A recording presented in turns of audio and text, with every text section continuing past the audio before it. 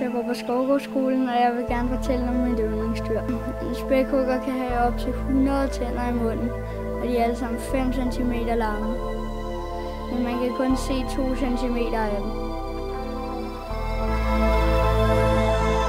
Hannernes rygfinner kan blive op til 4 meter lange, og de kan veje op til 700 kg.